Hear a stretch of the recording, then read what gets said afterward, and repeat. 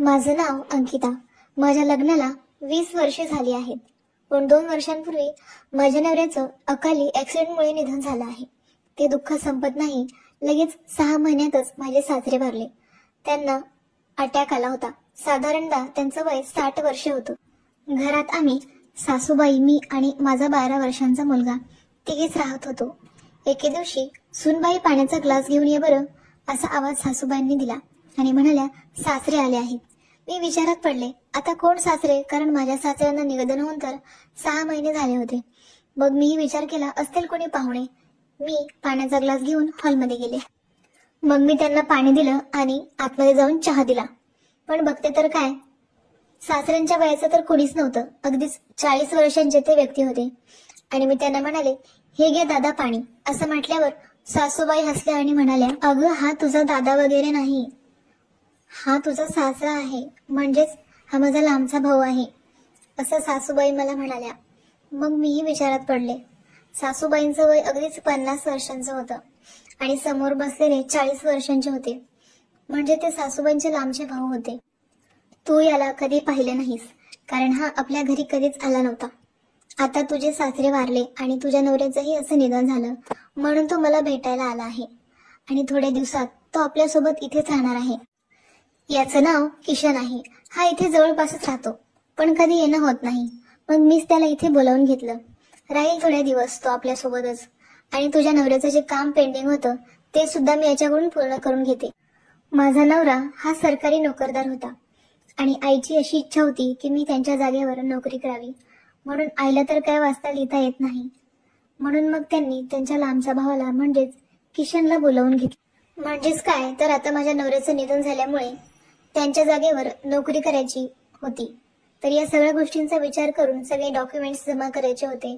आणि आईला वाटत होतं मी जर तिथे एकटी गेले तर बरोबर नाही, लोकांच्या नजरा अशा वाईट. म्हणून त्यांनी किशनला बोलावून घेतलं आणि त्यांची मदत होईल आणि आमचंही काम होईल. बऱ्याच दिवसांनी किशन आल्यामुळे घरातलं वातावरण अगदी चेंज झालं होतं. खूप आनंदाचं वातावरण होतं, कारण आईंना सुद्धा खूप एकटं वाटायचं. पण आता त्यांचा भाऊ आल्यामुळे त्या सुद्धा खुश होत्या. त्या रात्री आम्ही खूप मस्त गप्पा मारल्या, जेवण केलं. झोपायची वेळ झाली आणि सगळे झोपी गेले. तेव्हा बराच वेळ मला असा भास झाला की माझ्या खोलीबाहेर कोणीतरी फिरत आहे. शेवटी मीच उठले व खोलीचा दरवाजा उघडला तर बाहेर खरंच कोणीतरी फेऱ्या मारत होतं. ते होते माझे सासरे. म्हणजेच किशन मला पाहून जरा दचकलेच होते. मी त्यांना म्हणाले, तुम्हाला काही हवं होतं का? त्यावर ते म्हणाले, नाही, मला झोप येत नव्हती म्हणून मी इथे फेऱ्या मारत होतो. सासऱ्यांची खोली नेमकी माझ्या खोली शेजारीच होती. त्यांना झोप लागत नव्हती बहुतेक आणि मी सुद्धा झोपले नव्हते. आणि आता मी त्यांना असेही बोलू शकत नाही, तुम्ही माझ्या खोलीबाहेर का फिरत आहात, जाऊन झोपा वगैरे. त्यांना ठीक आहे म्हणाले व पुन्हा खोलीत जाऊ लागले. मी माझ्या खोलीत जात होते तेव्हा अचानक त्यांनी माझा हात पकडला. माझे डोळे थोडे पाणावलेले होते. ते त्यांनी बघितलं. ते त्यांच्या लक्षात आलं. त्यांनी त्यांच्या हाताने माझे डोळे पुसले. ते मला म्हणाले, मी तुझ्या खोलीत येऊ शकतो का? मग तर मला खूपच धडधडलं.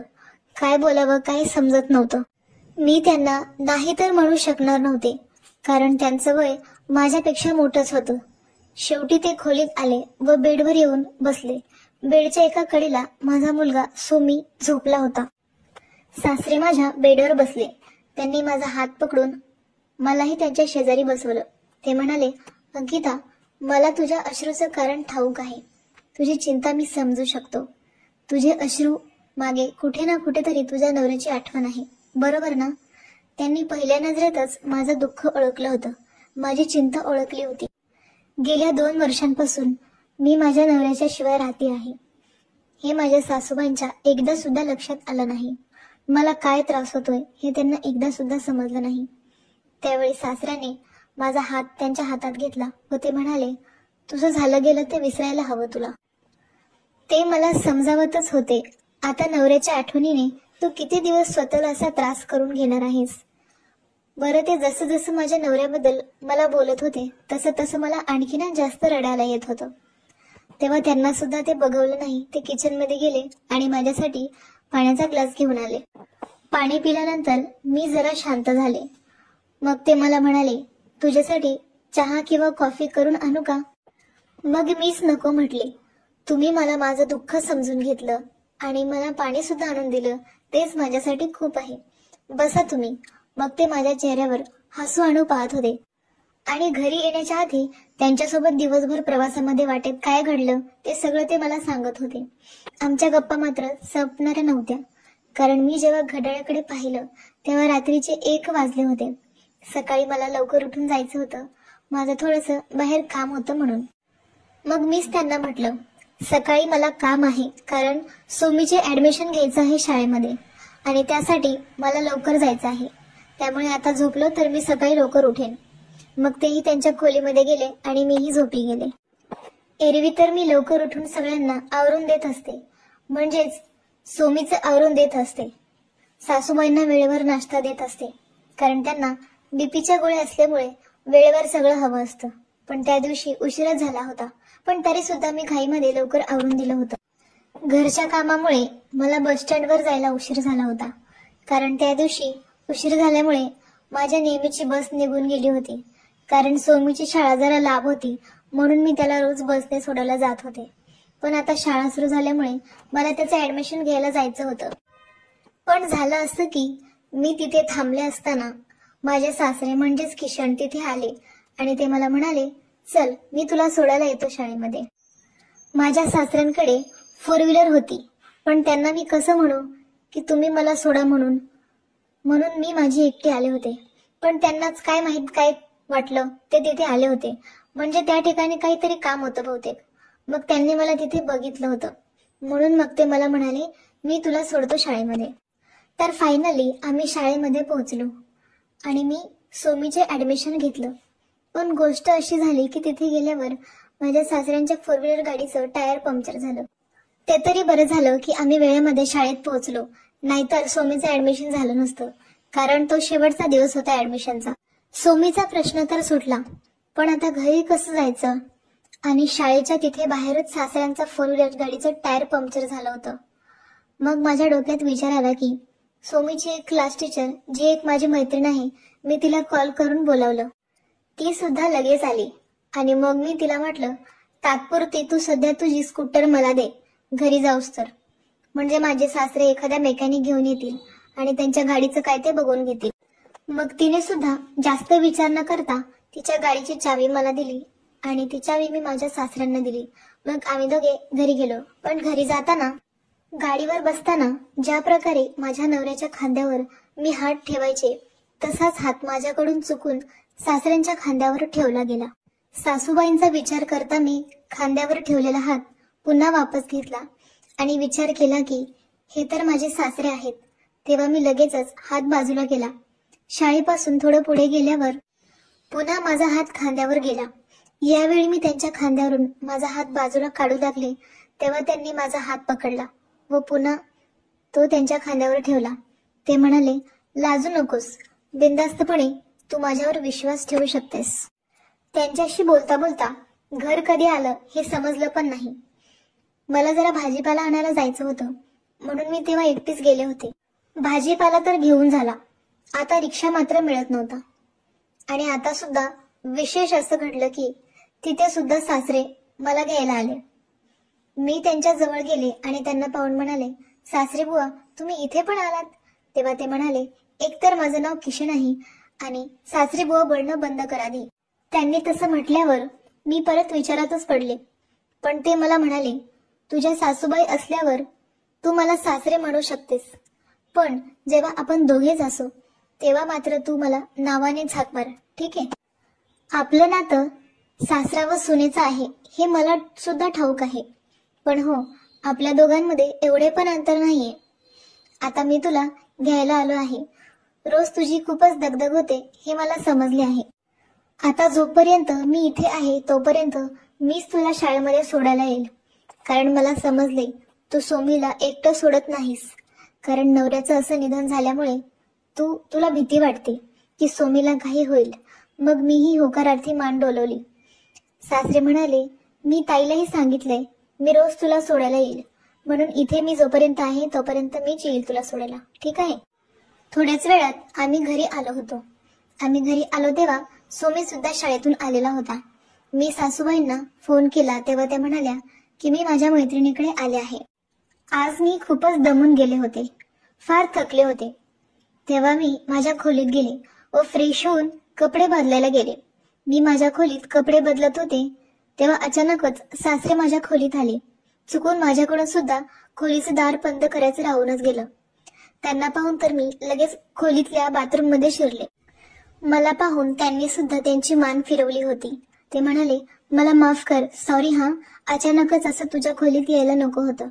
मग मी सुद्धा इट्स ओके म्हणून विषय सोडून दिला. तेव्हा मी त्यांना विचारलं, तुम्हाला माझ्याकडे काही काम होतं का? मग ते म्हणाले, हो अंकिता, फारच महत्वाचं काम होतं. मला खरं तर खूप भूक लागली आहे आणि मी असं ऐकलंय तू पावभाजी खूपच छान बनवतेस. आता खायला मिळेल तेव्हा समजेल, कारण तुझी सासूबाई तर खूपच म्हणत असते ती खूपच छान स्वयंपाक बनवते, भाजी छान बनवते आणि पावभाजी तर त्याच्यापेक्षाही छान बनवते. मग मी सुद्धा किचन मध्ये गेले पावभाजी बनवायला, तर सासरे तिथे सुद्धा माझ्या मागे आले. मी फोडणी देत असताना माझ्या शेजारी ते उभे होते.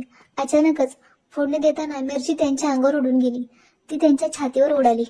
मग मी पटकन गॅस बंद केला, कारण त्यांना खूप त्रास होऊ लागला. मग मी रूम मध्ये जाऊन क्रीम आणली आणि माझ्या हाताने मी ती क्रीम त्यांना लावू लागले. तेव्हा मी त्यांच्या फारच जवळ होते. माझं लक्ष त्यांच्या जखमेवर होतं. मी क्रीम लावण्यात व्यस्त होते, पण सासऱ्यांचं लक्ष मात्र दुसरीकडेच कुठेतरी होतं. तेव्हा ते म्हणाले, तुझा हात जसा माझ्या जखमेवरून फिरत आहे तसं सगळं दुखणं अगदी गायबच झाले आहे असे वाटते. जेव्हा मी त्यांच्या चेहऱ्याकडे पाहिलं तेव्हा त्यांचे हावभाव मला काही ठीक दिसले नाहीत आणि हॉलचा दरवाजा उघडा होता. तेव्हा सासूबाई अचानक घरात आल्या आणि आमच्या दोघांना इतकं जवळ पाहून त्या माझ्याकडे वेगळ्याच नजरेने बघत होत्या.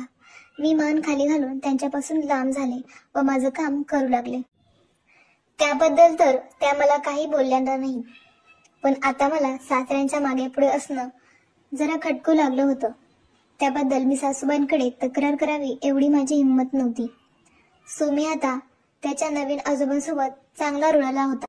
सोमी रात्री झोपण्यापूर्वीही त्यांना आमच्या खोलीत घेऊन यायचा व तिथेच त्यांच्यासोबत खेळत असायचा. मी सासऱ्यांना तर त्यांच्या खोलीत जा असं सुद्धा म्हणू शकत नव्हते, पण सोमीला मी त्यांच्यासमोर रागवत असायचे. पण तो लहान आहे असं म्हणून सासरेही मुद्दामच माझ्या खोलीत थांबण्याचा बहाणा शोधत असायचे. त्या दिवशी सोमीला भूक लागली म्हणून रडू लागला. तेव्हा सासरे माझ्या खोलीतच त्याच्यासोबत खेळत होते. मी सोमीसाठी किचन मध्ये दूध आणायला गेले. मी येऊपर्यंत तो झोपी गेला होता. तो झोपल्यानंतर सासरे माझ्या खोलीतच होते. सोमीला झोपलेले पाहून मी पुन्हा ते दूध किचन मध्ये ठेवायला जाऊ लागले. तेव्हा सासरे म्हणाले, सोमी तर झोपी गेला, पण त्याच्या बाबांना भूक लागली आहे, ते दूध तू मला दे. मी सासऱ्यांच्या हातात दुधाचा ग्लास दिला तेव्हा त्यांनी माझा हात घट्ट पकडला होता. मी त्यांना म्हणाले, तुम्ही हे काय करत आहात? त्यावर ते म्हणाले, अंकिता, तुला मी या आधी सुद्धा सांगितलं आहे, आपण दोघे असताना मला तू सासरी बुवा म्हणू नकोस, मला फक्त नावाने हाक मार. आणि हो, मी तुझा हात याकरता पकडलाय की नेहमी तू मला बघताच खोलीतून बाहेर जात असतेस. आज मला तुझ्याशी थोडं बोलायचं आहे. त्यांच्या बोलण्यावर मी त्यांच्या शेजारी बसले. ते मला म्हणाले, आता तुझ्या नवऱ्याचं जाऊन 2 वर्ष झाले आहेत. तू किती दिवस अशीच रडत बसणार आहेस? तू फार सुंदर आहेस, त्यातल्या त्यात अजून तरुणही आहेस, जास्त वयही नाही झालं तुझं. तू किती दिवस एकटीने जीवन जगणार आहेस? तुला नाही, पण सोमीला तरी बाबांची गरज नक्कीच भासत असेल. मी तर लग्नाच्या एकदम विरोधात होते. मला आता कोणाशीच लग्न करायचं नव्हतं. मी त्या विषयावर सासऱ्यांशी जास्त बोलले नव्हते, तरीही ते मला समजावतच होते. ते म्हणाले, तुला कोणावर विश्वास नसेल तर मी तुला कसा वाटतो ते सांग. त्यांच्या प्रश्नावर तर मी अगदी डोळे फाडून त्यांच्याकडे बघू लागले. घरात एक पुरुष आल्यापासून घरातलं वातावरण किती बदललं होतं, पण मी सासऱ्यांबद्दल असा विचार कधीही केला नव्हता. मी किशनच्या बोलण्यावर त्याला कुठलेही होकार कळवला नव्हता. तो त्याच्या खोलीत जाताच मी माझ्या खोलीचा दरवाजा बंद केला व झोपी गेले. दुसऱ्या दिवशी सकाळ झाली, अलार्म वाजला आणि डोळे उघडताच मी पाहिलं सोमी माझ्या जवळ नव्हता. मी माझ्या खोलीतून बाहेर आले तर बाहेर हॉलमध्ये सोमी मला सासऱ्याच्या हातात दिसला. मी त्यांच्या हातातून सोमीला खेचलं व मी माझ्या खोलीत आले तेव्हा माझ्या मागे सासूबाई आल्या होत्या. मी ज्या प्रकारे सासऱ्यांकडून सोमीला खेचलं होतं ते सगळं काही आईंना आवडलं नव्हतं आणि ते त्यांनी पाहिलं होतं. त्या म्हणाल्या, सुनबाई, हे सगळं काय आहे? तू आता बाहेर तुझ्या सासऱ्यांची कशा प्रकारे वागलीस? सोमी आजोबांमध्ये किती रमला आहे हे तुलाही माहित आहे. किशन तर त्याला खेळवत होता आणि तू त्याला अशा प्रकारे खेचून घेऊन आलीस जसे की किशन कोणी परका आहे. तुझं हे बघणं मला अजिबात आवडलेलं नाहीये. मी सासूबाईंच्या बोलण्यावर एक शब्दही उलट बोलले नव्हते. दुसऱ्या दिवशी मी शाळेला जायला निघाले सोमीला सोडण्यासाठी, पण तेव्हा मी किशनला सोडा म्हटलेच नव्हते. पण सासूबाई मला कडक शब्दात म्हणाल्या की तुला बसने जाण्याची गरज नाहीये, तुझे सासरे तुला सोडायला येतील. सासू पुढे या आधीही मी काही बोलले नव्हते ना आता. शाळेच्या गेटमध्ये सोडताना किशन मला म्हणाला, अंकिता, तुला माझा काही राग आला आहे का? मी त्याच्याकडे लक्ष न देता सरळ शाळेमध्ये गेले. शाळेच्या आवारातच मला माझी मैत्रीण भेटली. ती म्हणाली, अंकिता, गेल्या काही दिवसांपासून मी या व्यक्तीला तुझ्यासोबत बघत आहे. ज्या प्रकारे तो तुझ्याशी बोलतो, तुला शाळेमध्ये सोडून जातो आणि परत तुला घ्यायला येतो, त्यावरून मला जरा असं वाटत आहे की त्याच्या मनात तुझ्याविषयी काहीतरी वेगळ्याच भावना आहेत. मी माझ्या मैत्रिणीच्या बोलण्यावरही लक्ष दिले नाही, पण या सगळ्या गोष्टी काहीतरी वेगळंच दर्शवत होत्या. कारण एवढ्या वर्षानंतर किशन म्हणजेच माझे सासरे घरी आले होते. त्यांचा काय उद्देश होता? ते सासऱ्याप्रमाणे माझी काळजी तर घेत होते, बोलायचे, पण एका वेगळ्याच नजरेने ते माझ्याकडे बघत असायचे. दुसऱ्या दिवशी माझ्या मैत्रिणीच्या कॉलेजमध्ये गॅदरिंग होतं. त्या दिवशी तर मला कॉलेजमध्ये जाण्याची अजिबात इच्छा नव्हती, पण तिच्या इच्छेखातर मला जावं लागलं, कारण नाचगाणी बघण्याची माझी अजिबातच इच्छा नव्हती. त्या दिवशी सासूबाई सकाळी त्यांच्या नातवाला घेऊन बाहेर मार्केटमध्ये गेल्या होत्या.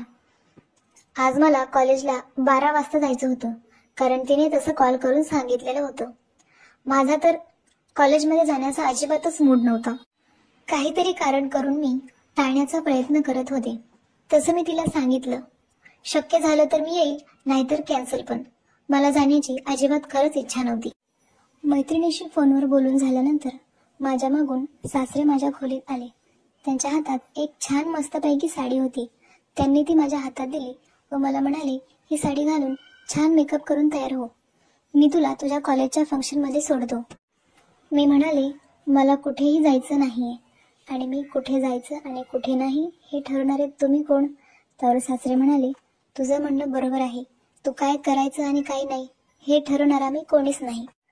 तू स्वतःसाठी कधीतरी तयार व्हावं अशीच माझी इच्छा आहे. तू आज एकदा स्वतःला नटवून तर बघ. तुझ्या सुंदरतेमध्ये अजून किती भर पडेल हे मला वेगळं सांगायची गरज नाही. एकदा तरी स्वतःसाठी तयार हो, असं ते मला म्हणत होते. सासऱ्यांचं बोलणं मला थोडंसं पटू लागलं, म्हणून मी माझ्या खोलीबाहेर जातात मी त्यांनी आणून दिलेली साडी व दागिने घालून तयार झाले. तयार होताच मी माझ्या खोलीचा दरवाजा उघडला. तसेच सासरे माझ्या खोली बाहेर उभे दिसले. ते माझा हात पकडून पुन्हा मला माझ्या खोलीत घेऊन आले. 2 वर्षांपूर्वी मी गुंडाळून ठेवलेला माझा मेकअपचा बॉक्स त्यांनी आज बाहेर काढायला लावला, जो मी काढला. त्यांनी त्यांच्या हाताने मला लिपस्टिक लावून दिली. ते म्हणाले, हा लाल रंग तुझ्यावर फारच छान दिसत आहे. त्यांनी लिपस्टिक लावून त्यांचा हात खाली केला. तेवढ्यातच सासूबाई सोमीला घेऊन खोलीत आल्या. सासूबाईंनी मला असं रंगीबिरंगी कपड्यात पाहून माझ्या सुंदरतेचे कौतुक करू लागल्या. याच्या आधी सुद्धा त्यांनी मला व्यवस्थित राहावं यासाठी आग्रह केला होता, पण मी ते ऐकत नव्हतं आणि मी ते कधी ऐकलं पण नव्हतं. आज मी किशनचं बोलणं कसं काय ऐकलं मला समजत नव्हतं. मी तयार झाल्यावर किशन मला गाडीने कॉलेजमध्ये सोडायला आले. तेव्हा माझ्या काही मैत्रिणी किशनला माझा नवरा समजून बसल्या.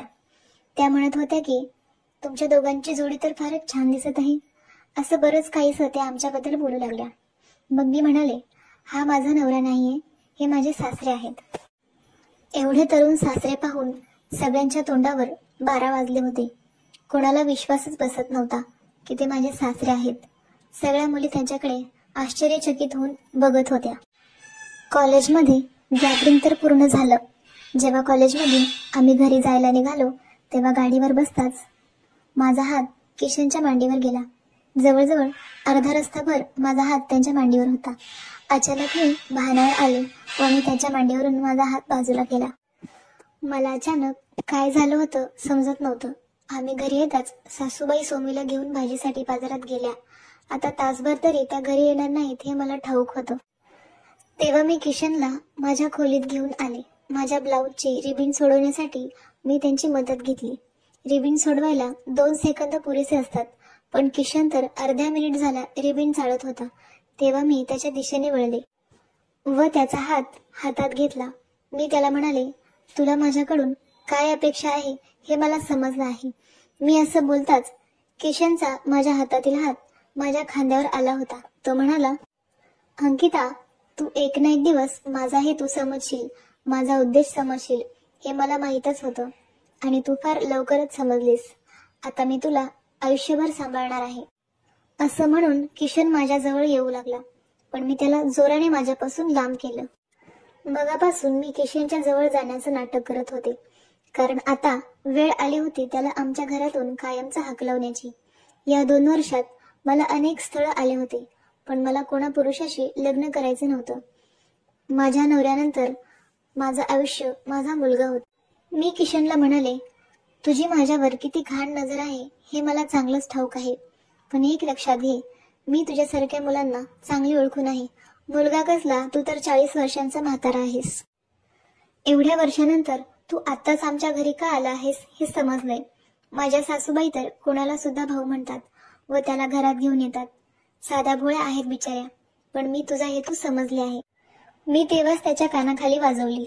त्याचा हात पकडून त्याला हॉलमध्ये खेचत घेऊन गेले. तेव्हा सासूबाई पण घरी आल्या होत्या. सासूबाईंना सुद्धा समजत नव्हतं हे काय चाललंय. त्या म्हणाल्या, हे काय चाललंय सुनबाई, विसरू नकोस, ते सासरे आहेत तुझे.